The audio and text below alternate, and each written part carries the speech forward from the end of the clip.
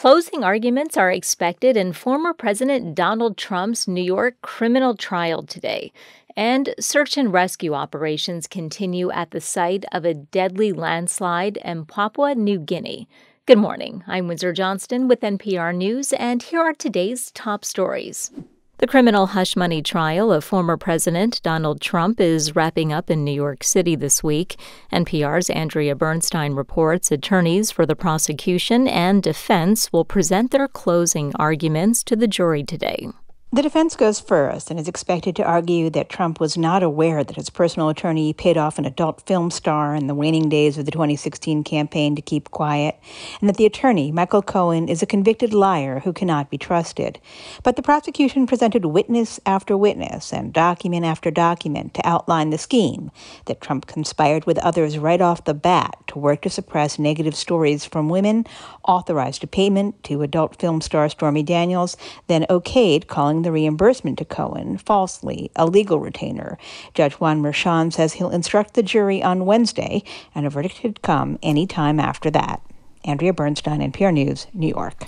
A growing number of countries are condemning an Israeli airstrike that hit a refugee camp in the southern Gaza city of Rafah on Sunday.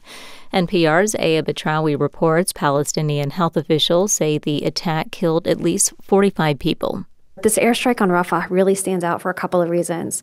It is the single deadliest attack on the city since Israel launched its offensive on Rafah against Hamas 3 weeks ago. Also, the attack struck families in makeshift tents. These were plastic tarps that they were using as shelter. They caught fire from the Israeli airstrike and shrapnel cut right through. People were pulled out in pieces, some charred beyond recognition.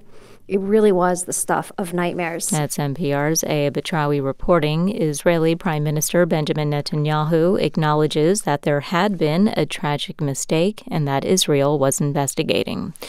Search and rescue operations continue at the site of a deadly landslide in Papua New Guinea. Christina Kukula reports an Australian disaster response team is expected to arrive today to help in recovery efforts. The Australian government says fire and rescue personnel and teams from the National Emergency Management Authority are among those sent to remote Enga province. Their work includes incident management and assessing geographical hazards in the affected area. Australia's Defence Minister says a military aircraft is flying supplies to Papua New Guinea. A Hercules transport plane, which can land on uneven terrain, is also in the country. Richard Miles says Australia is also providing 750 family-sized shelters to house those displaced by the landslide. A state of emergency has been declared in the disaster zone and surrounding areas, amid warnings of a new landslide threat. For NPR News, I'm Christina Kukula in Melbourne, Australia. This is NPR News in Washington.